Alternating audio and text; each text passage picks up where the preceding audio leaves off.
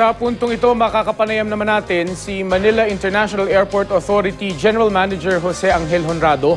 Magandang tanghali po sa inyo, Ginoong Honrado. Si Mark Salazar po ito ng Balita Pilipinas. Good afternoon sa mga nakikinig sa iyong programa. Opo. Sir, bakit ho walang CCTV sa area na yon, sa arrival? Yung CCTV ng Terminal 3 siya under contract na pinirma ng DOTC last November pa sa Takinaka. At undergoing ngayon yung mga systems yan. 23 systems lahat yan eh. Ibig sabihin ho, hindi umabot. Pero may ini-install, ganun ho? Well, yung contract kasi sa Terminal 3, if you remember, no, ulitin ko na lang, no? Terminal 3 is not fully operational, di ba? So, it's only 30% system efficient. There are 23 systems that needs to be replaced because they have been rendered useless for the past so many years dahil di ginamit eh. Part of the system is the CCTV system ng Terminal 3. Okay? Okay. Kasama doon yung boarding bridges, flight information display, 23 systems lang siya ng Terminal 3. Pinirmahan ng DOTC yung kontrata sa Takinaka for the completion work last November. Nag-umpisa sa November 14 and their work will last until July of 2014. Dahil ho dito sa nangyari, sir, ano ang mga pagbabagong ipatutupad ninyo sa seguridad ng Terminal 3? Well, ang nangyari yan sa labas, no? It's public area na. Nangyari sa labas yan, no? Arrival area. At pero di mga gwardiya, meron ng PNP din at pero Airport Police Department na. So we're going to, kausap po kanina si NCRPO Chief, saka yung Southern Police District, yung Aviation Security Group, saka yung Airport Police namin. We'll try to find out what else we can do in order to strengthen the security of that area.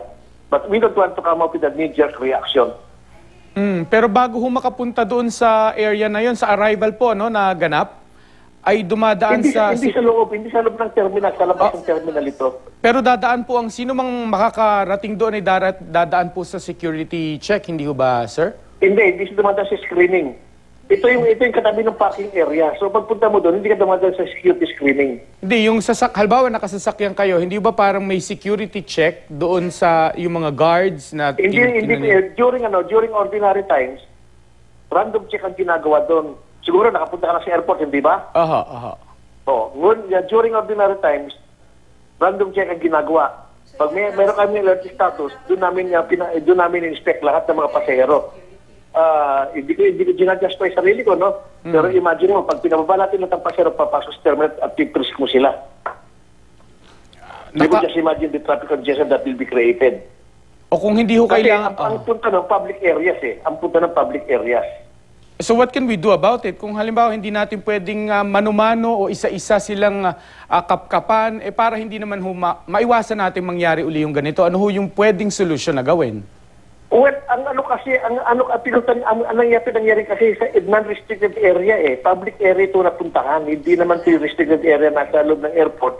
Na lahat ng pumapasok dyan, i-undergo sa X-ray screening, saka dun sa metal detector screening. Sige po, maraming salamat po. Maraming salamat. General Manager Jose Angel Honrado.